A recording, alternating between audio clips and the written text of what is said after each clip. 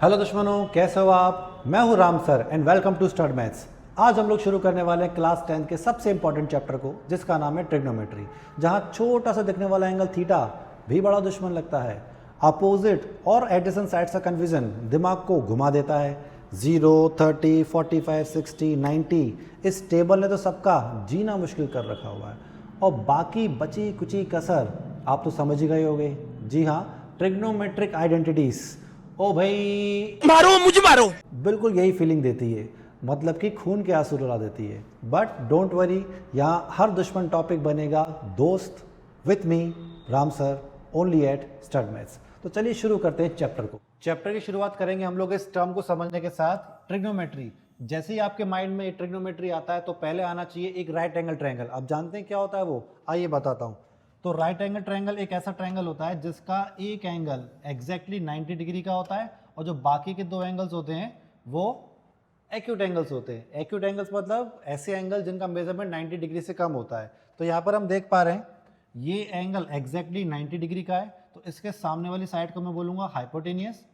उसके बाद जो बाकी के दो एंगल हैं, यानी कि एक ये और एक ये दोनों एंगल हमारे एक्यूट एंगल्स हैं, मतलब 90 डिग्री से कम के हैं। तो यहाँ पर जो मेजरमेंट होगा वो एंगल का 90 डिग्री से कम होगा। अकॉर्डिंगली जो अब इसकी दो साइड्स बची हैं, एक है वर्टिकल और एक है हॉरिजॉन्टल, इनमें से एक होगी परपेंडिकुलर और एक होगी बेस। अब यहाँ पर आप लोग यूजुअली ऐसा समझते हैं कि जो वर्टिकल लाइन है वो हमेशा परपेंडिकुलर होती है और जो हॉरिजॉन्टल लाइन है वो हमेशा बेस होती है, पर ऐसा जरूरी नहीं है। मैं आपको बताऊं, ये दोनों P और B आपस में इंटरचेंजेबल होते हैं। ये डिपेंड करता है कि हम एंगल ऑफ ऑब्जर्वेशन कौन सा ले रहे हैं। आइए समझते हैं इस टॉपिक को। सपोज इस ट्रायंगल का नाम A, B और C है और मैं यहाँ पर इस एंगल C की जगह पर बनने वाले अननोन एंगल थीटा की बात कर रहा हूँ। अननोन एंगल थीटा मतलब जैसे हम लोगों ने अलजेब्रा में अननोन क्वांटिटी को x, y और z से रिप्रेजेंट किया हुआ है, वैसे ही ट्रिग्नोमेट्री में अननोन एंगल को, जो मुझे पता नहीं है, उसको हम थीटा से रिप्रेजेंट करते हैं। अब इस बात को समझें कि जो एंगल थीटा बन रहा है किसके बीच में बन रहा है, तो ये बन रहा है हाइपोटेनस AC और इस बेस BC के संग। अब मैंने इसे बेस क्यों बोला, उस बात को समझते हैं। तो जब भी हम किसी भी एंगल का फॉर्मेशन करते हैं तो इस चीज़ को आप फिक्स रखें।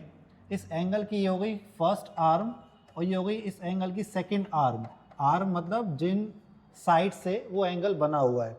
तो एंगल की जो आर्म्स होती हैं उन आर्म्स में से हमेशा एक आर्म हाइपोटेनस को रिप्रेजेंट कर रही होती है और दूसरी आर्म बेस को रिप्रेजेंट कर रही होती है। ये चीज़ आपको माइंड में फिक्स कर लेनी है। तो यहाँ पर एक आर्म इसकी हाइपोटेनस और दूसरी आर्म क्या हो जाएगी, बेस हो जाएगी। तो फिर बचा कौन, तो बचा ये AB, जिसको हम कंसिडर कर लेंगे क्या, परपेंडिकुलर। एक बार फिर देखते हैं। सपोज करो मैं दोबारा से एक राइट एंगल ट्रायंगल की ही बात कर रहा हूँ।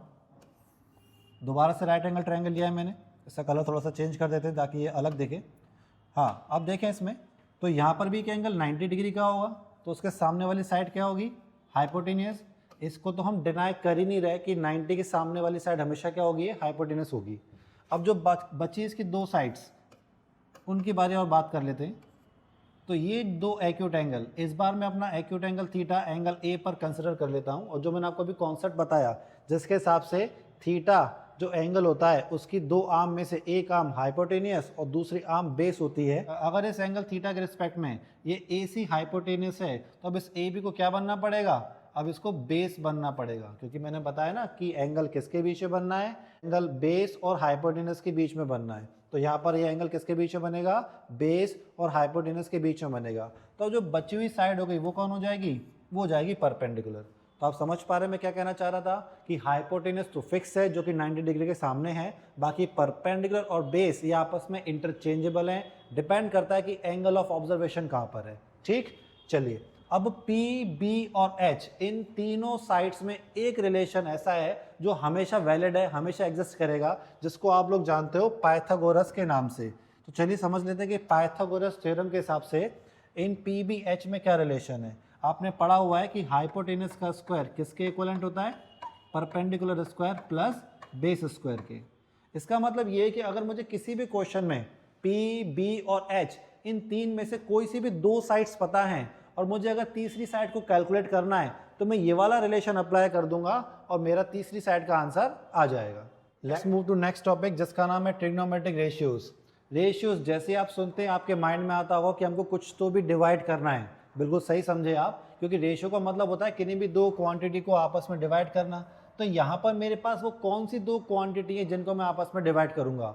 तो मैंने अभी अभी पिछली स्लाइड में आपको बताया था कि ट्रायंगल के पास तीन साइड्स हैं, एक है परपेंडिकुलर, एक है बेस और एक है हाइपोटेनियस। तो इन तीनों में से अगर मैं किन्हीं दो को आपस में डिवाइड करता हूं तो मुझे एक रेशियो मिलेगा। उसी रेशियो का नाम है ट्रिग्नोमेट्रिक रेशियोज, जिसको हम शॉर्ट में बोलेंगे टी रेशियोज।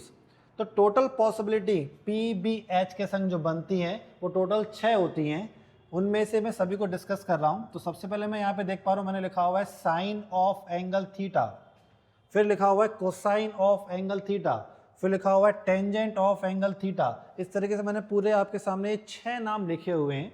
ये 6 नाम जो हमारे सामने हैं ये फुल फॉर्म है। बेसिकली हमको इनके फुल फॉर्म तो याद रखने ही हैं, लेकिन जब हम इनका यूज़ करेंगे तो हमको इनके शॉर्ट फॉर्म्स यानी कि एब्रीविएशंस याद होने चाहिए। तो इसकी स्पेलिंग में जो 4 लेटर्स हैं SINE, इसमें से आप देख पा रहे हो मैंने शुरू के 3 को डार्क करके रखा हुआ है, ब्लू कलर से डार्क करके रखा हुआ है। तो हम जब भी क्वेश्चन में यूज़ करेंगे तो SINE ये चारों लेटर ना यूज़ करके हम लोग सिर्फ 3 लेटर SIN लिख रहे होंगे। इसी तरीके से जो दूसरा ट्रिग्नोमेट्रिक रेशियो है वो कोसाइन है। तो कोसाइन के जो पूरे 6 लेटर हैं मैं इसमें से भी शुरू के 3 लेटर यानी कि COS का यूज़ करूँगा और उसको हम कॉस बोलेंगे। थर्ड जो मेरे पास है वो लिखा हुआ है टेंजेंट। टेंजेंट में हम देख पा रहे हैं कि 7 लेटर्स हैं तो मुझे सातों लेटर यूज़ नहीं करने। अगेन शुरू के 3 लेटर TAN, 10 को मुझे यूज़ करना होगा। इसके बाद मैं देख रहा हूँ तो लिखा हुआ है कोसिकेंट। अब कोसिकेंट में तो मैं देख रहा हूँ कि 8 टोटल 8 लेटर्स हैं। अब यहाँ पर मैं शुरू के 3 यूज़ नहीं करूँगा, इसका भी रीज़न है। अगर मैं शुरू के 3 यूज़ करूँगा तो आपको ये क्या रीड करने को मिलेगा, आपको ऐसा लगेगा कि ये भी कॉस लिखा हुआ है। कॉस तो हम पहले ही यूज़ कर चुके हैं ना, तो अगर आप यहाँ पर शुरू के 3 लोगे तो ये कॉसेक भी आपको कॉस जैसा साउंड करेगा। तो इसलिए हम यहाँ पर शुरू के 3 की जगह शुरू के 5 लेटर यूज़ करते हैं और इसका नाम हो जाता है कॉसेक। सिमिलरली आगे का मेरे पास सीकेंड सेक बन जाता है और को टेंजेंट कॉट बन जाता है। बात आ गई समझ में। अब बात करते हैं कि साइन ऑफ एंगल थीटा का मतलब क्या है। कौन सी दो साइड्स को डिवाइड करूंगा तो मुझे साइन थीटा मिलेगा, कौन सी दो साइड्स को डिवाइड करूंगा तो मुझे कॉस थीटा मिलेगा। तो ये आपके सामने मैं सारे रेशियो बता रहा हूँ। साइन ऑफ एंगल थीटा यानी कि साइन थीटा को हम लोग बोलते हैं P/H, cos sine of angle theta यानी कि कॉस थीटा को हम लोग बोलते हैं B/H, और टेंजेंट ऑफ एंगल थीटा यानी कि टेन थीटा को हम लोग बोलते हैं P/B। और इन्हीं की रेसिप्रोकल समझते हैं ना, न्यूमरेटर और डिनोमिनेटर को इंटरचेंज कर देना। तो इन्हीं शुरू के 3 टी रेशियोज के जो रेसिप्रोकल्स हैं वो हमारे अगले 3 टी रेशियोज हैं। आप देख पा रहे हो कि यहाँ पर लिखा हुआ है P/H और इसका जस्ट अपोजिट यहाँ पर लिखा हुआ है, अपोजिट मतलब रेसिप्रोकल यहाँ लिखा हुआ है H/P। क्लियर हो पा रहा है, ये लिखा है P/H और ये क्या लिखा हुआ है H/P। इसी तरीके से अगर मैं दूसरे रेशियो की बात करूँ, आप उसको भी ऑब्जर्व करें, तो जो हमारा दूसरा रेशियो है कोसाइन यानी कि कॉस का, वो है B/H और इसका जस्ट रेसिप्रोकल यानी कि H/B कहाँ लिखा हुआ है, ये सेक में लिखा हुआ है। और तीसरा और लास्ट उसे भी ऑब्जर्व कर लेते हैं, उसे क्यों छोड़े हम। तो यहाँ देखें तीसरा 10 P/B और P/B का रेसिप्रोकल करेंगे तो क्या आ जाएगा, B/P आ जाएगा। इस तरीके से हमने देखा कि जो टोटल 6 ट्रिग्नोमेट्रिक रेशियो है sine cos tan cosec sec cot, तो शुरू के 3 के जस्ट रेसिप्रोकल अगले 3 बन जाते हैं। रिलेट आपके सामने मैं करके दिखा रहा हूँ। साइन का रेसिप्रोकल कॉसेक बनाए, कॉस का रेसिप्रोकल सेक बनाए और टेन का रेसिप्रोकल कॉट बनाए। इस तरीके से ये एक दूसरे की रेसिप्रोकल है। अब सवाल ये आता है कि इनको हम याद कैसे करेंगे, कभी P/H, कभी B/H, कभी P/B, इतना माइंड में फीट कैसे होगा। तो इसके लिए एक छोटा सा और एक सिंपल सा तरीका है, आइए उसको देखते हैं और समझते हैं। तो यहाँ पर मैं आपके सामने इनके जो शुरू के लेटर्स हैं, मतलब जो मेरे पास न्यूमरेटर में वैल्यू लिखी हुई है उनकी बात करूँगा, जो कि यहाँ पर है परपेंडिकुलर, फिर यहाँ पर है बेस और फिर यहाँ पर है अगेन परपेंडिकुलर। मैं शुरू के 3 न्यूमरेटर को यहाँ पर बोर्ड पर आपके सामने लिख रहा हूँ। पहला परपेंडिकुलर, दूसरा बेस और फिर तीसरा अगेन परपेंडिकुलर। ठीक है, अब मैं बात करता हूँ इनके डिनोमिनेटर्स की। तो डिनोमिनेटर्स में हम देख पा रहे हैं क्या लिखा हुआ है, डिनोमिनेटर में लिखा हुआ है यहाँ पर हाइपोटेनियस, अगेन हाइपोटेनियस और देन बेस, वो मैंने यहाँ लिख दिया हाइपोटेनियस, हाइपोटेनियस और फिर बेस। तो अगर हमको PBP और HHB बस ये सिंगल लेटर से याद हो जाएं तो हम सारे टी रेशियोज को याद रख सकते हैं। ऐसा मैं क्यों बोल रहा हूँ तो देखें और समझें। जब मैं ऊपर से नीचे डिवाइड करूँगा यानी कि P को H से, तो मुझे पहला रेशियो मिल जाएगा जो कि होता है साइन। अगर मैं b को डिवाइड करूंगा h से तो मुझे दूसरा रेशियो मिल जाएगा जो कि होता है cos, और अगर मैं p को b से डिवाइड करूंगा तो मुझे तीसरा रेशियो मिल जाएगा जो कि होता है टेंजेंट, यानी कि tan थीटा। अगर मैं इनको रिवर्स ऑर्डर में यानी कि नीचे से ऊपर की तरफ डिवाइड करता हूं तो मुझे इन्हीं के रेसिप्रोकल्स मिल जाएंगे, यानी कि साइन का रेसिप्रोकल मुझे मिल जाएगा कोसेक थीटा, कॉस का रेसिप्रोकल मुझे मिल जाएगा सेक थीटा, और tan का रेसिप्रोकल मुझे मिल जाएगा कॉट थीटा। क्लियर हो गया? बहुत इजी था। ऊपर से नीचे डिवाइड करेंगे तो मुझे शुरू के 3 रेशियो यानी कि साइन कॉस tan मिल जाएंगे, और अगर नीचे से ऊपर डिवाइड करेंगे तो मुझे अगले 3 रेशियो यानी कि कॉसेक, सेक और कॉट मिल जाएंगे। इजी हो गया, इजी हो गया। पर क्या पी बी पी और एच एच भी याद हो पाएगा आपको? यार वैसे तो हो जाना चाहिए क्योंकि इतना बड़ा टास्क नहीं है, पर क्या है ना, मार्केट में चल रहा है तो मुझे भी बताना पड़ेगा। तो देखते हैं इनके मज़ेदार मज़ेदार फुल फॉर्म क्या हो सकते हैं। तो कुछ लोगों का कहना है कि इसको याद रखने के लिए हम थोड़ा धार्मिक समझते हैं ना, तो हम धार्मिक भाषा का यूज़ कर सकते हैं और इसको बोल सकते हैं पंडित बद्री प्रसाद हरि हरि बोले। बिल्कुल साउंड करता है धार्मिक सा, यानी कि वो सभी बच्चे जो कि भगवान से, गॉड से जुड़े हुए हैं, पूजा पाठ करते हैं, उनके लिए बेस्ट रहेगा। तो इसी बहाने पढ़ाई भी हो जाएगी और भगवान का नाम जप लोगे तो क्या पता CBSE के अगले टॉपर आप ही निकले, है ना। पंडित बद्री प्रसाद हरि हरि बोले, ये मेरे उन बच्चों के लिए हो गया जो अच्छे बच्चे हैं, संस्कारी बच्चे हैं, ये उनके लिए, ठीक है। और वो बच्चे जो थोड़े से एग्रेसिव हैं, एग्रेसिव मतलब जिनको पसंद नहीं कि कोई हमारे देश की बुराई करे, चाहे वो अमेरिका हो, चाहे वो चीन हो, चाहे वो पाकिस्तान हो। क्या कहा? पाकिस्तान? हाँ भाई, तो पाकिस्तान की बात कर ही लेते हैं। तो कुछ लोगों का कैसा कहना है, सिर्फ ये फन की बात हो रही है कि PBP को आप याद रख सकते हो एज अ पाकिस्तान भूखा प्यासा, और जब पाकिस्तान की बात हो रही है तो हिंदुस्तान की बात भी होगी, क्योंकि आप समझ गए होंगे, हिंदुस्तान हरा भरा, पाकिस्तान भूखा प्यासा, हिंदुस्तान हरा भरा। ये सिर्फ हमको एज अ फन वे में याद रखना है। हमारा मकसद किसी भी देश की भावनाओं को ठेस पहुंचाना बिल्कुल भी नहीं है। ये डिस्क्लेमर मैं नीचे फ्लैश करवा दूंगा कि हमारा उद्देश्य किसी भी देश की भावनाओं से खेलना नहीं है। क्या पता है फुल फॉर्म सुन के कल पाकिस्तान हम पर हमला कर दे, है ना, तो हमको इसलिए ऐसा कुछ काम करना नहीं है। हालांकि डरते वरते नहीं है अपन, पर फिर भी क्यों करना, क्यों है नहीं करना। 2 फुल फॉर्म हमने देख लिया, अब देखते हैं तीसरा और आप सबका फेवरेट जेनजी स्टाइल, जिसमें हम PBP को बोलते हैं पापा बीड़ी पियोगे। तो पापा क्या बोलेंगे? हाँ हाँ बेटा। पापा मना क्यों करेंगे? पापा को तो ऑफर दिया जा रहा है, आज पापा को ऑफर मिल रहा है, कल पापा ऑफर देंगे। तो इस फुल फॉर्म का मकसद आपके और आपके पापा के बीच के गैप को ख़त्म करना है, ठीक है। तो पाकिस्तान या फिर पंडित या फिर पापा, तीनों में से जो आपको बेस्ट लगे उसको अडॉप्ट करें। हमारा मकसद तो सिर्फ इसको याद रखना है। तो इसी के साथ हम लोग काबिल बन चुके हैं ट्रिग्नोमेट्रिक रेशियो इस टॉपिक के सभी क्वेश्चंस को करने के लिए। आइए देखते हैं पहला क्वेश्चन। इस क्वेश्चन में लिखा हुआ है ट्रायंगल ABC एक राइट एंगल ट्रायंगल है और उसका एंगल जो 90 बन रहा है वो कहाँ बन रहा है? एंगल B पर। तो सबसे पहले मैं क्या करने वाला हूँ, यहाँ पर एक राइट एंगल ट्रायंगल बनाने वाला हूँ। इस राइट एंगल ट्रायंगल में हमें बोला गया है जो एंगल 90 है वो कहाँ पर है? एंगल 90 कहाँ पर बना हुआ है? ऐसा लिखा हुआ है B पर। तो B पर हम यहाँ पर एंगल 90 मेंशन कर देंगे। इतना क्लियर हो गया। इसके बाद 2 साइड्स दिए AB और AC। तो भाई इसमें AB कहाँ पर है, AC कहाँ पर है? मैंने तो अभी सिर्फ एंगल B को मार्क किया हुआ है। तो देखते हैं मुझे इस क्वेश्चन में कैलकुलेट क्या करना है। तो कैलकुलेट करना है साइन A और कॉट A, यानी कि दोनों बार किस एंगल के करस्पॉन्डिंग मुझे रेशियो निकालना है? एंगल A के करस्पॉन्डिंग मुझे रेशियो निकालना है। तो मैं क्या करूँगा, इस एंगल A को यहाँ नीचे लिख दूंगा। ऐसा लिखने से क्या होगा, अगर एंगल ऑफ ऑब्जर्वेशन मेरा यहाँ बन रहा है तो इसका मतलब 100% ये क्या बन चुका है? ये बेस बन चुका है। 100% ये क्या बन चुका है? ये बेस बन चुका है। आपको मैंने बताया था ना पिछली स्लाइड में। तो फिर ये 90 के सामने वाला कौन होगा? ये होगा हाइपोटेनियस, ठीक। तो फिर बचा कौन? तो बचा ये वाली साइड, और कौन सा लेटर? ABC। तो जो BC वाली साइड है ये बन जाएगी हमारे लिए क्या? परपेंडिकुलर। तो क्या हमको PBP मेंशन करना आ गए। अब देखते हैं इस क्वेश्चन में न्यूमेरिकल वैल्यूज के बारे में। तो मुझे AB दिया था 12, तो मैं यहाँ पर इस AB की जगह पर मेंशन कर दूंगा 12 सेंटीमीटर। उसके बाद मुझे AC दिया था 13, तो यहाँ पर मैं इस AC की जगह पर मेंशन कर दूंगा 13 सेंटीमीटर, ठीक। कैलकुलेट क्या करना है हमको? तो कैलकुलेट करना है साइन और कॉट। तो साइन और कॉट के लिए हमको ट्रिग्नोमेट्रिक रेशियोज याद होने चाहिए। अभी याद कराया था ना मैंने, साइन के लिए क्या लिखा था हमने? P/H। अरे वही शॉर्ट फॉर्म पाकिस्तान वाला, बोलना नहीं है, पर समझ गए ना आप। तो साइन A हमारा होता है P/H और कॉट होता है हमारे पास b अपॉन पी।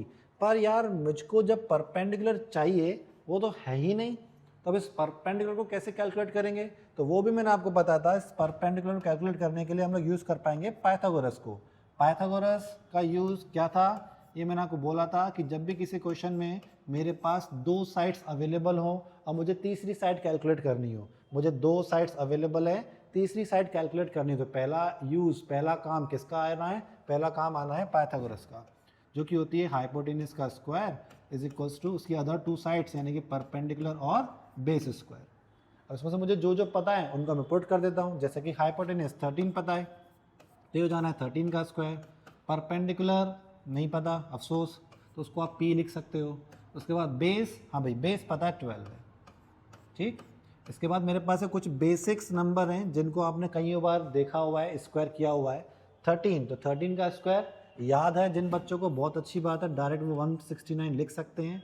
और जिन बच्चों को अभी याद नहीं है उनको थोड़ी सी मेहनत करनी पड़ेगी, मतलब उनको रफ में जाके ये 13 इंटू 13 का प्रोडक्ट कैलकुलेट करना पड़ेगा, ये आपका टाइम ख़राब कर सकता है। तो मेरी सलाह ये है कि कम से कम 25 तक के आपको स्क्वायर्स तो याद होने चाहिए, ठीक है। बाकी चॉइस इज ओनली योर्स। इसके बाद ये लिखा हमने परपेंडिकुलर का स्क्वायर और 12 का स्क्वायर अगेन 144। जिनको मेमोराइज है, जिनको याद है, उनके लिए टाइम सेविंग। अभी 144 जो प्लस का है, इसको मैं जब लेफ्ट में लेके जाऊंगा तो कैसा हो जाना है, लेफ्ट में जाते ही इसको हो जाना है नेगेटिव यानी कि माइनस का। इक्वल में बचेगा ओनली p का स्क्वायर। क्या आप इस सब्ट्रैक्शन को परफॉर्म कर सकते हो, बहुत ईजी ट्रिपलेट है। जैसे इसको आप माइनस करोगे आपका आंसर आ जाएगा 25। ये वैल्यू है p के स्क्वायर की, राइट साइड से स्क्वायर हटेगा तो लेफ्ट साइड पर क्या आ जाना है, स्क्वायर रूट आ जाना है। और हम सब जानते होंगे कि 25 का स्क्वायर रूट कितना होता है, 5। तो इस तरीके से मुझे p मिल गया मतलब परपेंडिकुलर मिल गया। भाई इस बात को समझे, परपेंडिकुलर मुझे पहले नहीं पता था। ये जो अभी मेरे पास आंसर आया है, कितना आया है, 5 सेंटीमीटर, ये मुझे पहले नहीं पता था, ये मैंने कैलकुलेट करा है। किससे कैलकुलेट करा है, पीजीटी से। पीजीटी का फुल फॉर्म पाइथागोरस थ्योरम, ठीक है। अब क्योंकि मुझे पाइथागोरस थ्योरम से मिल ही चुका है 5, तो अब मेरे पास पी बी एच ये तीनों साइड्स अवेलेबल हैं, तो अब तो मैं बाहुबली बन गया हूँ। मुझे जो भी रेशियो पूछा गया है वो मैं कैलकुलेट कर सकता हूँ। तो पहला कौन सा रेशियो पूछा गया था हमसे, उसको देख लेते हैं। तो पहला रेशियो था साइन ए। साइन ए याद कैसे रखना है, मैंने आपको 3 तरीके बताए हैं, पाकिस्तान वाला, पंडित वाला और पापा वाला। तो उन तीनों में से किसी भी एक तरीके को आप दिमाग में फीड रखें। अकॉर्डिंगली साइन ए, जिसको आप p अपॉन एच बोलते हैं, इसमें हम वैल्यू पुट करेंगे परपेंडिकुलर की जो कि 5 है, हाइपोटेनस की जो कि 13 है। तो हमारा पहला आंसर आ चुका साइन ए का, कितना, 5/13। दूसरा था कॉट ए। अब मैं कॉट की बात करूं तो याद तो आपको यहाँ पर फिर से वही आना चाहिए, पाकिस्तान। अरे पाकिस्तान बार बार मत बोलो यार, पंडित बोल लो, पापा बोल लो, पाकिस्तान को मत छोड़ो। वो था बेस अपॉन परपेंडिकुलर। तो यहाँ मैं वैल्यू पुट करूँगा बेस की जो कि 12 है और परपेंडिकुलर जो कि 5 है। तो इस तरीके से मुझको मेरा दूसरा आंसर मिल गया।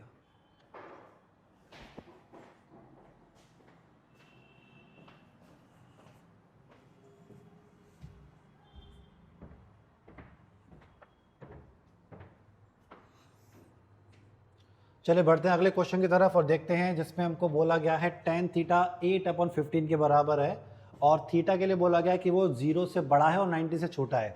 क्या ये इन्फॉर्मेशन आपके लिए नई है, क्या आपको ये पहले नहीं पता था? मैंने आपको बताया था कि हम जिस भी एक्यूट एंगल की बात करेंगे वो तो 90 से छोटा होगा ही ना, एक्यूट बोल ही उसको इसलिए रहे। तो यहाँ पर मुझे tan थीटा का एक्सप्रेशन दिया है और sin थीटा का पूछा है। अब इस बात को सुने और समझे। मैंने आपको क्या बताया था कि sign, cos, tan, cosec, sec, cot ये क्या होते हैं, ये होते हैं ट्रिग्नोमेट्रिक रेशियोज। रेशियो मतलब वो नंबर जो मुझको किन्हीं भी दो क्वांटिटी को डिवाइड करने के बाद मिलता है और सिंपलेस्ट फॉर्म में होता है। तो इस बात को दिमाग में रखते हुए हम यहाँ पर इस क्वेश्चन की शुरुआत करेंगे, जिसमें कि मुझे क्या दिया हुआ है, tan थीटा। तो जो tan थीटा की वैल्यू है वो है 8/15। अब आपको पता है कि जो tan होता है वो होता है p और b का रेशियो। रिपीट कर रहा हूँ, क्या होता है, p और b का रेशियो होता है। इसका मतलब ये नहीं है कि हम ये कहना चाह रहे हैं कि परपेंडिकुलर ट्रायंगल का एग्जैक्ट 8 है और बेस एग्जैक्ट 15 है। हाँ, परपेंडिकुलर 8 और बेस 15 हो सकता है, ये एक पॉसिबिलिटी ज़रूर है, पर यही होगा ऐसा ज़रूरी नहीं है। तो इसके लिए मैं यहाँ पर इनके रेशियो को कंसिडर कर लूँगा x। तो सबसे पहले आप यहाँ पे क्या लिखने वाले हैं, let the ratio be X. ये किसका रेशियो है? ये P और B का रेशियो है, जिसको आपने क्या मान लिया है? X मान लिया है। तो अकॉर्डिंगली इसको X मानते ही अब मैं इसको कंपेयर कर पाऊंगा। तो जो मेरा परपेंडिकुलर है वो 8 के बराबर और जो बेस है वो 15 के बराबर हो जाएगा। बस मुझे क्या करना है, उसमें साथ में x लगा के लिखना है। तो ये बन गया P is equals to 8x और B बन गया 15x। तो दो क्वांटिटी पता है मुझे, P और B। तीसरी कैलकुलेट करनी है। अभी तीसरी आएगी कैसे? भाई बताया था ना, जब दो पता हो तीसरी निकालनी हो तो मेरे पास एक ही रामबाण इलाज है, वो है पाइथागोरस। अब इस पाइथागोरस के हिसाब से लॉन्गेस्ट साइड यानी कि हाइपोटेनस का स्क्वायर परपेंडिकुलर और बेस के स्क्वायर के सम के बराबर होता है। ये तो आ गया होगा आपको। तो बस वैल्यू पुट करें। h तो पता ही नहीं है, उसी की हम वैल्यू कैलकुलेट कर रहे हैं। p पता है कितना है? 8x। उसके बाद b पता है वो है 15x। हालांकि आपको 8 का स्क्वायर तो याद होगा, 64 होता है, और 15 का कुछ बच्चों को याद होगा, कुछ को याद नहीं होगा। तो जिनको याद नहीं है उन्हें थोड़ी सी मेहनत करनी पड़ेगी, जिनको याद है वो बहुत बढ़िया कर रहे हैं मैथ्स। चलिए आगे बढ़ते हैं, अगली स्टेप मैं यहाँ लिख रहा हूँ। तो अब इन दोनों को ऐड करें तो रिजल्ट आ जाएगा 289x स्क्वायर, और जब लेफ्ट साइड से स्क्वायर हटेगा तो राइट साइड स्क्वायर रूट आ जाना है 289 पर, और 289 का स्क्वायर रूट होता है 17। तो अकॉर्डिंगली हाइपोटेनस आ चुका 17x। अब क्या बचा? तो अब मेरे पास बचा सिर्फ आंसर निकालना किसका? साइन थीटा का। तो साइन थीटा किसका रेशियो था? तो साइन थीटा रेशियो था परपेंडिकुलर और हाइपोटेनस का, जिसमें कि परपेंडिकुलर मुझे पहले से पता था 8x था, और हाइपोटेनस हमने अभी अभी निकाली 17x। तो यहाँ पर x से x कैंसिल हो गया, तो रिजल्ट मेरा आ चुका 8/17। ठीक। तो हमारे कुछ बच्चे इस क्वेश्चन को जब सॉल्व करते हैं तो यहाँ पर साथ में ये रेशियो x कंसिडर नहीं करते, वो डायरेक्ट परपेंडिकुलर को 8 और बेस को 15 मान के सॉल्व कर देते हैं। मैं मना नहीं कर रहा कि इससे आंसर नहीं आएगा, आंसर बिल्कुल आएगा, पर जो सही डायरेक्शन रहेगी वो ये रहेगी कि हम क्या करें, रेशियो को पहले x मान लें। बाकी चॉइस इज योर्स ऑलवेज। चलिए, तो इस तरीके से मुझे ये क्वेश्चन पूरा क्लियर हो गया। साइन का आंसर आ गया 8/17। अब देखते हैं अगले क्वेश्चन को, जो कि बिल्कुल सिमिलर है, जिसमें कि हमको साइन थीटा 1/3 दिया है और सेक थीटा की वैल्यू पूछी हुई है। अभी अभी अपने ऐसा एक क्वेश्चन किया है, तो फटाफट से कमेंट में मुझे बताओ कि इन चारों में से इसमें कौन सा ऑप्शन सही है। क्वेश्चन बहुत इंपॉर्टेंट है, रिसेंटली 2024 में पूछा गया है। सॉल्व करके बताएं इसका आंसर क्या है। देखते हैं अगले क्वेश्चन को, जिसमें कि मुझे 5 साइन थीटा की वैल्यू दी है और इस एक्सप्रेशन को कैलकुलेट करना है। तो जैसा मैंने अभी आपको पिछला क्वेश्चन कराया, बिल्कुल सेम कॉन्सेप्ट पर होना है।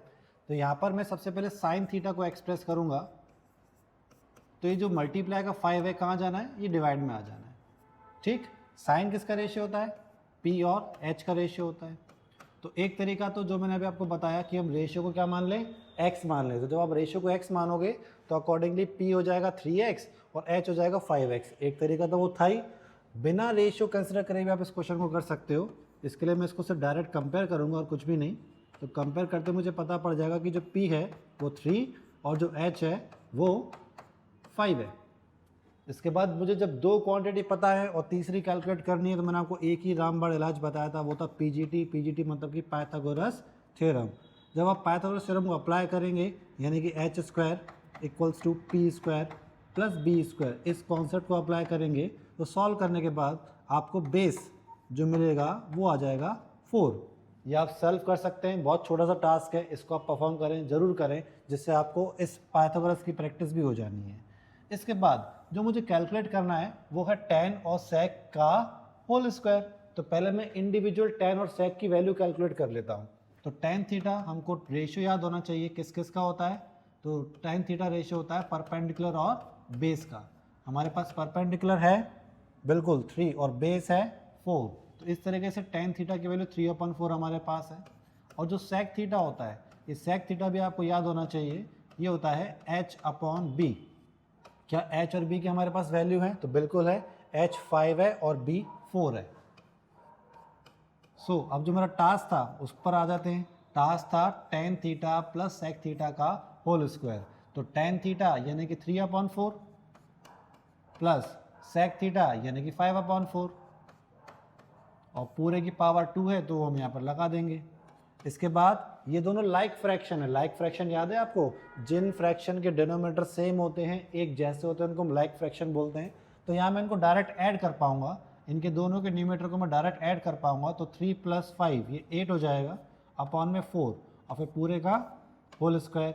अब इजीली मैं 4 और 8 को कट कर दूं, 4 1 जा और 4 2 जा, तो मेरा रिजल्ट बनेगा 2 का स्क्वायर यानी कि 4। तो 4 मेरा इसका फाइनल आंसर हो गया।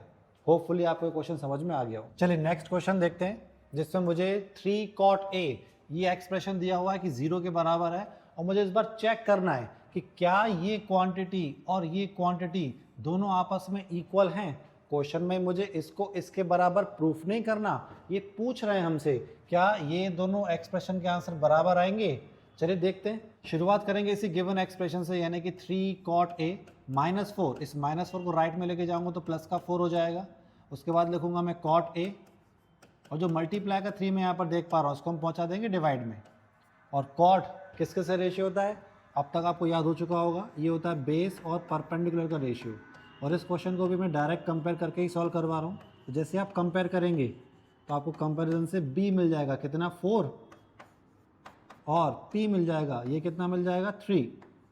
इस तरीके से p और b की वैल्यू हमारे सामने आ चुकी है। अब कौन बचा है, तीसरी वैल्यू यानी कि हाइपोटेनस की। वो आप कैसे निकालोगे, एक ही बताया रामबाण इलाज पाइथागोरस थ्योरम से, जो कि क्या होती है h² = p² + b²। तो कौन कौन सी वैल्यू मुझे पता है, हमें b और p पता है। अब जैसे ही यहाँ पर p और b को वैल्यू को पुट करोगे और सॉल्व करने के बाद आपको जो h का आंसर मिलेगा वो आ जाएगा 5। ये होमवर्क मैं आपको अभी भी दोबारा दे रहा हूँ, सिर्फ आपकी प्रैक्टिस के लिए। चलिए अब आगे देखते हैं कि मुझे एक्सप्रेशन में कैलकुलेट क्या क्या करना था। तो मुझे चाहिए tan, मुझे चाहिए cos, मुझे चाहिए sin, कुल मिला के तीनों ही चाहिए। तो पहले मैं यहाँ पर sin cos tan की वैल्यू निकाल लेता हूँ। तो sin को हम जानते हैं, sin किस किस का रेशियो होता है, p और h का। ठीक, p पता है मुझे, अब p पता है कितना 3 और h 5, तो ये 3/5 हो गया। इसी क्वेश्चन में मुझे cos भी चाहिए, तो cos a जो होता है वो होता है बेस अपॉन हाइपोटेनियस। इस बार बेस कितना है 4, हाइपोटेनियस कितनी है 5, तो मेरे पास cos भी आ गया। अब बचा क्या तीसरा, वो है tan। तो tan किसका रेशियो होता है, तो tan होता है परपेंडिकुलर और बेस का रेशियो। परपेंडिकुलर 3 है और बेस 4 है। इस तरीके से इस इक्वेशन में जो मुझे साइन कॉस और tan चाहिए तीनों आ चुके हैं। अब बस कैलकुलेशन वाला पार्ट बचा है, आइए उसको भी देख लेते हैं। अब हम बात करेंगे जिसको मुझे चेक करना है, ये गिवन दो एक्सप्रेशन आपस में बराबर हैं या फिर नहीं। तो मैं क्या करने वाला हूँ, सीधे सीधे इन गिवन एक्सप्रेशन में साइन कॉस tan की जो वैल्यू मैंने अभी कैलकुलेट करी है उनको पुट करने वाला हूँ। जैसे कि यहाँ पर मैं देख पा रहा हूँ 1 - tan² A, तो tan कितना था 3/4, तो ये बन जाना है 3/4 का स्क्वायर। इसके पूरे के अपॉन में क्या है 1 + tan², अगेन tan की वैल्यू 3/4 और उसका स्क्वायर। इन दोनों एक्सप्रेशन के हम स्क्वायर कर देंगे, तो 3/4 का स्क्वायर 9/16, और डिनोमिनेटर में भी सेम एक्सप्रेशन 1 + 9/16 आ जाएगा। इसके बाद इनका एलसीएम करेंगे, तो 1 और 16 का एलसीएम 16 होगा, तो ऊपर वाली क्वांटिटी आ जानी है 16 - 9, एलसीएम करना आपको आता है ना। उसके बाद डिवाइड में फिर से 1 और 16 का एलसीएम होगा, तो यहाँ 16 एलसीएम आने के बाद ऊपर बन जाएगा 16 + 9। दोनों के डिनोमिनेटर सेम है, तो 16 से 16 मैंने कैंसिल कर दिया। यहाँ 16 में से 9 जाएगा तो 7 बचेगा, और यहाँ 16 और 9 को ऐड करेंगे तो 25 बचेगा। ये मैंने फिलहाल सॉल्व किया है 7/25। किसका आंसर, इस 1 - tan² / 1 + tan² का आंसर। राइट साइड ये आ रहा है कि नहीं आ रहा, चलिए देख लेते हैं। तो राइट साइड वाला एक्सप्रेशन थोड़ा ज़्यादा आसान है, इक्वल है या नहीं अभी मुझे नहीं पता, मैं बस चेक कर रहा हूँ। तो कॉस पर लगा हुआ है स्क्वायर, मतलब 4/5 पर स्क्वायर लगा हुआ है। फिर माइनस का साइन स्क्वायर, साइन यानी कि 3/5, इस पर भी हम स्क्वायर लगा देंगे। दोनों के स्क्वायर करने के बाद रिजल्ट क्या आ रहा है, ये बनेगा 16/25 और ये बन रहा है 9/25। ये दोनों किस टाइप के फ्रैक्शन है, ये लाइक फ्रैक्शन है। तो लाइक फ्रैक्शन के केस में क्या करते हैं हम लोग, दोनों के डिनोमिनेटर एक साथ लिख दिए जाएंगे और ऊपर वाले न्यूमरेटर यानी कि सिंपली 16 और 9 आपस में माइनस हो जाएंगे। अब 16 में से 9 जाएगा तो क्या आ जाएगा 7, और अपॉन में क्या लिखा हुआ है 25। क्या पहले आया हुआ रिजल्ट और अभी आया हुआ रिजल्ट दोनों आपस में एक जैसे दिखाई दे रहे हैं, तो 100% दोनों एक जैसे दिखाई दे रहे हैं। इसका मतलब क्या हुआ कि जो दोनों गिवन एक्सप्रेशन थे ये आपस में बराबर थे। मिलते हैं अपने अगले क्वेश्चन से, जिसमें कि हमको इस बार परपेंडिकुलर और बेस जो कि आपस में मैनिपुलेटिंग होते हैं, मैंने आपको शुरुआत में बताया था, उस कॉन्सेप्ट का यूज़ करेंगे। तो यहाँ पर मैं देख पा रहा हूँ क्वेश्चन में मेरे पास एक राइट एंगल ट्रायंगल ABC दिया हुआ है और बोला गया है इसका जो राइट एंगल है वो कहाँ पर है, वो C पर है। तो यहाँ पर मैं एक छोटा सा ट्रायंगल बना लेता हूँ जिसमें मैं एंगल C पर 90 डिग्री मेंशन करने वाला हूँ। ये मैंने यहाँ मेंशन कर दिया C पर 90 डिग्री। इसके बाद मुझे क्वेश्चन में tan A दिया हुआ है 7/24। नोटिस करें कौन से एंगल के करस्पॉन्डिंग मुझे tan दिया हुआ है, एंगल A के करस्पॉन्डिंग। तो मैंने आपको बताया था जिस एंगल की बात चल रही होती है मैं उसको यहाँ पर बेस की साइड पर लिख देता हूँ। तो अब बचा कौन सा लेटर, A B बचा, वो मैं यहाँ पर लिख दूंगा और ये हो गया C। तो tan A के रिस्पेक्ट में ये बन गया मेरे लिए बेस और ये हमारे पास हमेशा से फिक्स होता है हाइपोटेनियस, और जो तीसरा बचा हुआ वो कौन हो गया, परपेंडिकुलर। अब देखते हैं मुझे इसमें क्या क्या पता है।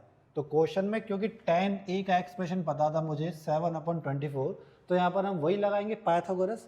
तो पाइथागोरस के हिसाब से मैं देखो यहाँ सॉल्व करके दिखा रहा हूँ आपको कि tan A यानी कि परपेंडिकुलर अपॉन बेस ये 7/24 है। क्या करूँगा मैं यहाँ पर डायरेक्ट कंपेयर करूँगा, जैसे मैं आपको पिछले 2 क्वेश्चन में बता चुका हूँ। तो डायरेक्ट कंपेयर करते ही मुझे P मिल जाएगा कितना 7 और B मिल जाएगा कितना 24। तो अब हम क्या अप्लाई करेंगे इसमें, पाइथागोरस। तो पाइथागोरस को लगाते ही ये आपके लिए होमवर्क इस बार फिर छोड़ रहा हूँ मैं। जैसे इस पर पाइथागोरस आप अप्लाई करोगे तो आपको हाइपोटेन्यूस की वैल्यू मिल जाएगी जो कि आएगी 25। ये पोर्शन आपके लिए होमवर्क रहेगा क्योंकि बार बार पाइथागोरस लगा के मेरी प्रैक्टिस होगी, आपकी नहीं। तो एक बार आप भी इसको अप्लाई करें और पता करें कि H हाइपोटेन्यूस 25 आ रहा है कि नहीं आ रहा। चलिए, तो मुझे जो पता पड़ चुकी वैल्यूज़ वो हैं H की जगह पर 25 जो कि फिक्स रहनी है, नहीं बदलनी है। B की जगह पर 24, हाँ ये अभी 24 है, बाद में क्या होगा मुझे नहीं पता, ठीक। और तीसरा परपेंडिकुलर, ये अभी 7 है, बाद में क्या होगा मुझे नहीं पता। फिलहाल जो मेरे पास P, B और H के आंसर आए हैं ये किस एंगल के लिए हैं, तो ये एंगल A के रिस्पेक्ट में आए हैं। हमको एंगल A में क्या क्या रिक्वायर्ड है देखें इस एक्सप्रेशन में। तो मुझे साइन A चाहिए और क्या चाहिए, कॉस A चाहिए। ये मुझे 2 चीज़ें चाहिए। तो देखें साइन A कितना बनेगा, तो साइन A रेशियो तो हमें याद ही होना चाहिए P/H। तो P कितना, P मेरे पास 7 और H कितना 25। तो ये मेरे पास साइन A के आंसर आ चुके हैं। और क्या चाहिए, कॉस A चाहिए। तो अब कॉस A को और कैलकुलेट कर लेते हैं। कॉस A क्या था, किसका रेशियो था, वो था B और H का रेशियो। तो B कितना है, तो B 24 है। ये बन गया 24/25। इस तरीके से मेरे पास साइन A और कॉस A दोनों आ चुके हैं। अब क्या कैलकुलेट करना है, तो अब मुझे अभी भी क्या चाहिए, इसको थोड़ा सा मैं कलर चेंज कर देता हूँ। तो मुझे अब क्या चाहिए, तो मुझे अब चाहिए कॉस B और साइन B। साइन कॉस मैंने पहले निकाले हैं पर वो किस एंगल के थे, वो एंगल A के थे। अब मुझे दोबारा से साइन और कॉस चाहिए, वो किस एंगल के चाहिए, तो मुझे वो एंगल B के लिए चाहिए। मतलब मेरा एक्यूट एंगल अब A से शिफ्ट होकर कहाँ पर जा रहा है, B पर जा रहा है।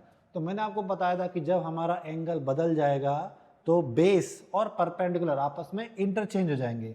तो अकॉर्डिंगली जिसको मैं अभी तक परपेंडिकुलर कंसिडर कर रहा था, अब मैं उसको क्या मानूंगा, अब मैं उसको बेस मानूंगा। और मैं अभी तक जिसको बेस कंसिडर कर रहा था, अब मैं इसको क्या मानूंगा, अब मैं इसको परपेंडिकुलर मानूंगा।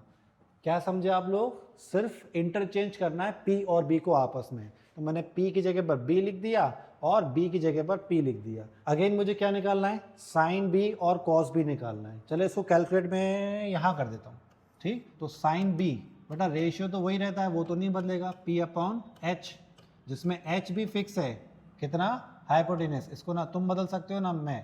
परपेंडिकुलर नया बन चुका है 24। इसी तरीके से अब मैं कॉस B को कैलकुलेट करूंगा। तो कॉस B किसका रेशियो होता है, बेस और हाइपोटेनस का। रिपीट कर रहा हूँ, हाइपोटेनस तो नहीं बदलना है। अब यहाँ पर बेस जो कि नया यूज होना है कितना, 7। इस तरीके से मैंने देखा तो मेरे पास साइन B और कॉस B की वैल्यू भी आ चुकी है। अब करना क्या है, कुछ नहीं, बस इस एक्सप्रेशन में वैल्यू पुट करनी है और मेरे को आंसर कैलकुलेट करना है। उसके लिए मैं फिर से यहाँ पर थोड़ा सा कलर चेंज कर लेता हूँ ताकि हम लोग इसको डिफ्रेंशिएट कर पाएँ 3 पार्ट्स में, क्योंकि क्वेश्चन हुआ ये। साइन A अभी अभी निकाला था, कितना आया था, 7/25। उसके बाद मल्टीप्लाई में कॉस B हमने निकाला, वो कितना आया, वो भी 7/25 आया। इसके बाद प्लस का साइन, कॉस A ये रहा 24/25। और उसके बाद साइन B कितना, तो साइन B 24/25। ठीक, इस तरीके से मैंने यहाँ पर सारी वैल्यूज़ को फिलहाल इंसर्ट कर दिया है। अब कैलकुलेशन पार्ट बचा है मेरा, तो न्यूमेटर का मल्टीप्लाई करेंगे 7 का 7 में तो 49, डिनोमीटर का मल्टीप्लाई करेंगे 25 को 25 में तो 625। इसी पैटर्न पे आगे बढ़ूंगा मैं, यहाँ के डिनोमीटर भी सेम है तो 625 यहाँ भी आ जाना है। अब 24 का 24 में मल्टीप्लाई याद है तो बहुत जल्दी लिख पाओगे, 24 का स्क्वायर जो कि होता है 576। ठीक, नहीं याद है तो कैलकुलेट करके देख लेना। चलिए फिर नेक्स्ट स्टेप हम मूव कर दें, तो यहाँ बना 625। अब ये न्यूमेटर दोनों के मैं ऐड कर दूंगा, तो जैसे आप 576 में 49 को ऐड करेंगे तो ये भी 625 बन जाना है। अब क्योंकि न्यूमरेटर और डिनोमिनेटर दोनों डिक्टो सेम है तो उनको आपस में कैंसिल कर देंगे, तो कुछ नहीं बचा, यहाँ पर सिर्फ क्वेश्चन 1 बचा और यही मेरा फाइनल आंसर हो गया। बढ़ते हैं नए क्वेश्चन की तरफ। तो यहाँ पर मैं देख पा रहा हूँ मुझे क्वेश्चन में गिवन है एक ट्रायंगल जो कि ABC, जिसमें राइट एंगल बना हुआ है कहाँ पर, एंगल C की जगह पर, और दो एंगल जो बचे हुए दो एंगल हैं A और B वो आपस में कैसे हैं, इक्वल हैं। तो दो एंगल्स जब बराबर होते हैं तो क्या आपने ट्रायंगल में कोई थ्योरम सीखी हुई है अपने जूनियर क्लास में, यानी कि 9th क्लास में हमने कॉन्सेप्ट सीखा था जिसमें हम देखते हैं कि जब भी किसी ट्रायंगल में दो एंगल्स आपस में बराबर होते हैं तो उनके सामने वाली साइड्स भी आपस में इक्वल होती हैं। स्टेटमेंट था sides opposite to equal angles are equal. मैं उसी को यहाँ पर अप्लाई करने वाला हूँ। एक बार देख लेते हैं और समझ लेते हैं इस क्वेश्चन को अच्छे से। बहुत अच्छा और एक इंपॉर्टेंट क्वेश्चन है। ट्रायंगल का नाम तो ABC है, ध्यान रहे C पर मुझे एंगल 90 मेंशन करना है। अब बाकी जो दो साइड्स बची हैं तो यहाँ पर मैं देख रहा हूँ एक बार साइन A लिखा है, एक बार साइन B लिखा हुआ है। A और B दोनों की बात हो रही है, तो 1 बाय 1 हम लोग उसको सॉल्व करेंगे। फर्स्ट केस में यहाँ पर मैं एंगल A लिख देता हूँ और यहाँ पर मैं एंगल B लिख देता हूँ। ठीक, और क्वेश्चन में ऐसा बोला गया है कि ये एंगल A और ये एंगल B दोनों आपस में कैसे हैं, इक्वल है। तो जो मैंने आपको जस्ट अभी रिकॉल कराया उसके अकॉर्डिंग जो एंगल A है उसके सामने कौन सी साइड है, तो आप बोलोगे सर उसके सामने तो साइड है ये BC, और जो एंगल B है उसके सामने कौन सी साइड है, तो आप बोलोगे सर उसके सामने साइड है कौन सी, AC। एंगल A के सामने साइड BC और एंगल B के सामने साइड AC, ये दोनों आपस में कैसी होंगी, इक्वल होंगी। क्वेश्चन में मुझे गिवन है एंगल A किसके इक्वल है, एंगल B के, तो मैं यहाँ पे लिख रहा हूँ देयरफॉर एंगल A के सामने आने वाली साइड BC किसके इक्वल होगी, एंगल B के सामने वाले आने वाली साइड AC के। रीज़न मैंने आपको बता ही दिया, मैं यहाँ पे शॉर्ट में लिख रहा हूँ सिर्फ, मैंने आपको रीज़न बताया sides opposite to equal angles. ठीक, आप लोग एग्जाम में ऐसे SOE शॉर्ट में नहीं लिख के आओगे, आप लोगों को क्या लिखना है, sides opposite to equal angles. अब इसका यूज़ क्या है, चलिए देखें। तो जैसा मैंने आपको बताया था, पहले मैं ये वाला पोर्शन इरेज कर देता हूँ जिसमें मैंने यहाँ पर इन एरोज को बनाया था। चलिए देखते हैं अब इन तीन साइड्स में से कौन परपेंडिकुलर है, कौन बेस है और कौन हाइपोटेनस है। तो ये मैंने आपको पहले ही बताया था, उसको दिमाग में फीड कर लें कि जो साइड 90 के सामने है वो तो कौन है, वो हाइपोटेनस है।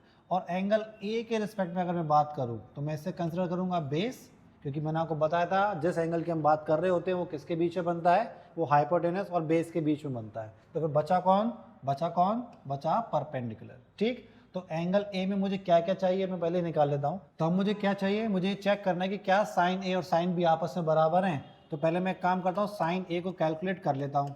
तो साइन A किस किस का रेशियो होगा, मतलब कौन सी दो साइड्स का रेशियो होगा, तो आप बोलोगे सर परपेंडिकुलर और हाइपोटेनियस। परपेंडिकुलर मुझे पता है, यहाँ पर इस डायग्राम में परपेंडिकुलर BC से रिप्रेजेंट हो रहा है और जो हाइपोटेनियस है वो इस डायग्राम में AB से रिप्रेजेंट हो रहा है। तो इस तरीके से मैंने वैल्यू किसकी निकाल दी है, फिलहाल आपके सामने साइन A की वैल्यू निकाल दी है।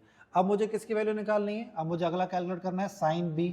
चलिए साइन B पर आते हैं। तो साइन B पर आने के लिए पहले मुझे एंगल चेंज करना पड़ेगा। अब मुझे वैल्यू किसकी निकालनी है, अब मुझे वैल्यू निकालनी है साइन B की। साइन B अभी तक क्या था, साइन A था, मतलब मुझे एंगल को स्विच करना पड़ेगा, A से B पर जाना पड़ेगा। ठीक है, चलिए तो यहाँ पर देखें, जैसे ही मैं एंगल स्विच करूंगा अब A को छोड़ के किस पर आ जाऊंगा, B पर, मतलब मेरा नया एक्यूट एंगल कौन है, B है। तो जैसे ही हम लोग क्या करते हैं, एंगल को स्विच करते हैं, हमें क्या करना होता है, परपेंडिकुलर और बेस को भी आपस में इंटरचेंज करना होता है। तो जो पहले P था अब वो B बन चुका है और जो पहले B था अब वो P बन चुका है। बस हमको इतना सा चेंज करना था।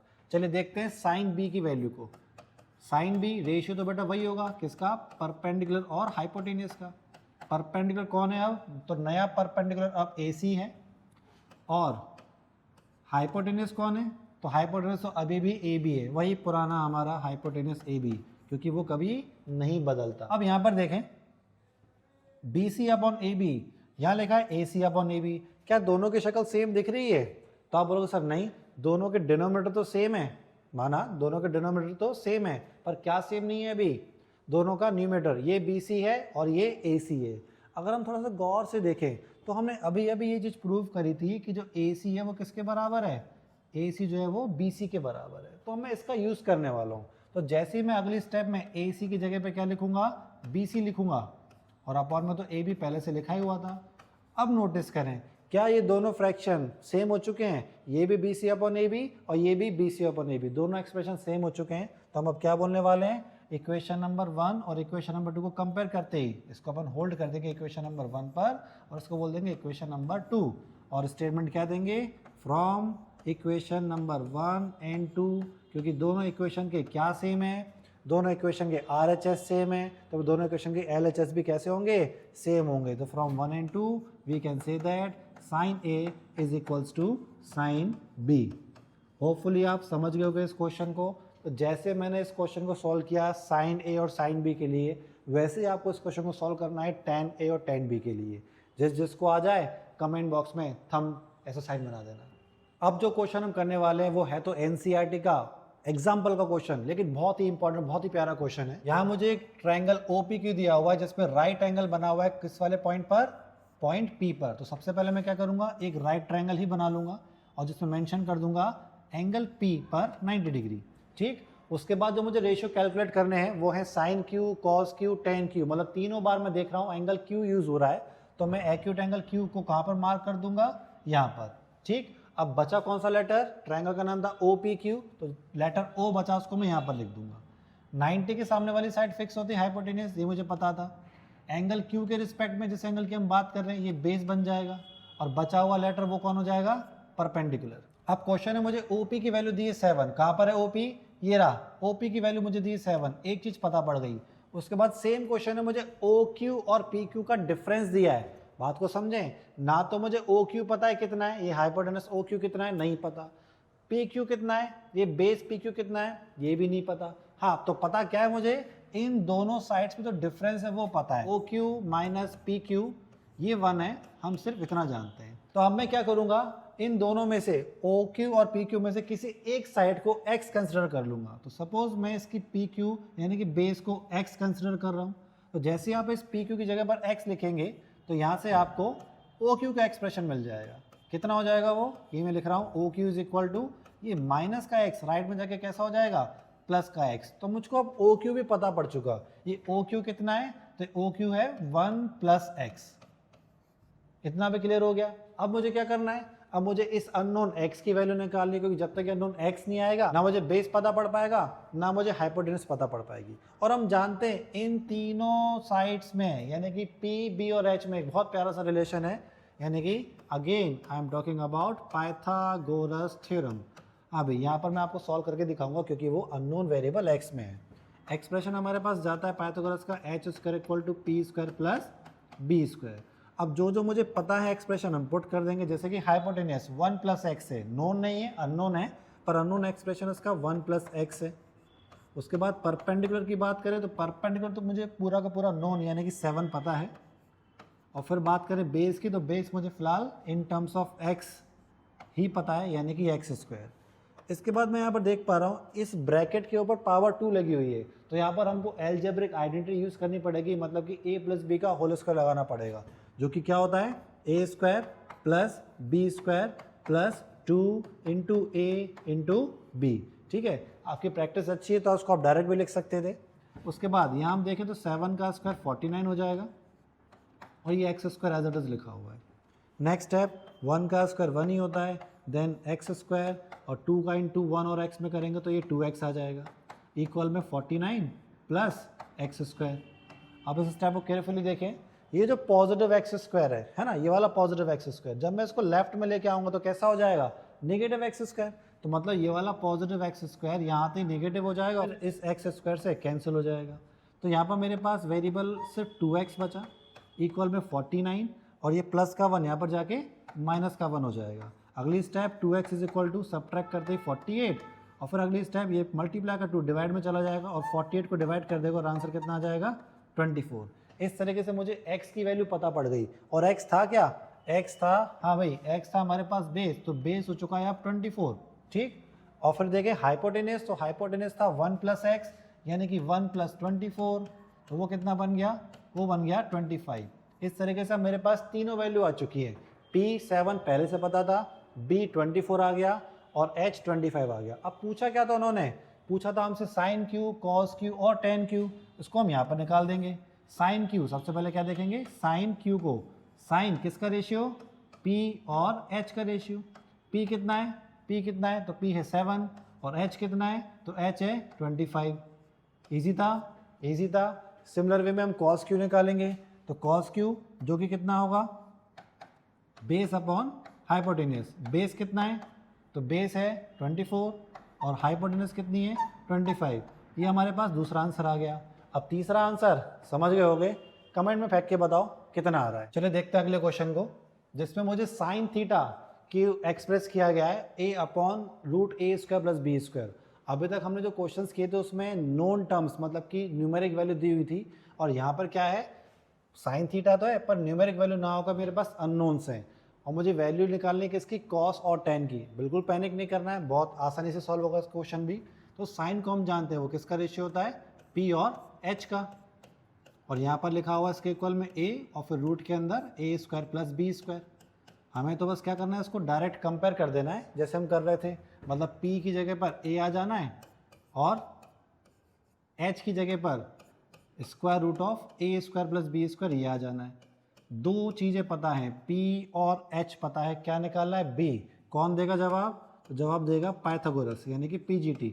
याद है पाइथागोरस किसका स्क्वायर, हाइपोटेनस का स्क्वायर, किसके बराबर, परपेंडिकुलर स्क्वायर और बेस स्क्वायर के सम के बराबर। वैल्यू पुट कर देते हैं, H की जगह पर √a² + b², इस पूरे पे मैंने स्क्वायर लगा दिया। परपेंडिकुलर की जगह पर a, इस पे भी मैंने स्क्वायर लगा दिया। उसका बेस ये तो हमें नहीं पता, यही तो मुझे कैलकुलेट करना है। क्या ये बात हम जानते हैं कि जब भी स्क्वायर रूट के ऊपर स्क्वायर लगा होता है तो ये दोनों आपस में कैंसिल हो जाते हैं, तो सिंपल यहाँ पर क्या बचने वाला है, a² + b² ओनली, ये बचने वाला है। इक्वल में ये a² और फिर ये प्लस का b²। अभी पिछले क्वेश्चन में मैंने आपको बताया था कि जब ये पॉजिटिव a² लेफ्ट में आएगा तो कैसा हो जाएगा, नेगेटिव a², मतलब दोनों आपस में क्या होने वाले हैं, कैंसिल होने वाले हैं। अब यहाँ पर क्या बचा, ओनली b², और यहाँ पर क्या बचा, ये बेस का स्क्वायर। जब यहाँ से स्क्वायर हटेगा, यहाँ स्क्वायर रूट आ जाना है, तो सीधे कंपेयर करते मुझे b की वैल्यू मिल जाएगी, कितनी, स्मॉल b। अब मेरे पास p है, h है और b है, सारी चीज़ें हैं, तो जो पूछा है मैं उसका आंसर दे पाऊंगा। क्या पूछा है हमसे, हमसे पूछा है कॉस थीटा कितना होगा, तो भाई कॉस क्या पढ़ा है हमने, बेस अपॉन हाइपोटेनियस। बेस कितना, बेस कितना अभी निकाला, बेस तो स्मॉल b है, और h कितना था, स्क्वायर रूट किसका, a² + b² का। ये हमारे पास कॉस का आंसर आ गया। और किसका पूछा है, टेन का आंसर पूछा है। टेन किसका रेशियो होता है, भाई ये तो आपको याद रखना पड़ेगा ना, तो टेन होता है परपेंडिकुलर और बेस का रेशियो, दोनों मुझे पता है, परपेंडिकुलर a है और बेस b है, तो टेन थीटा का आंसर हो गया a/b। इससे सिंपल क्वेश्चन कोई हो नहीं सकता था।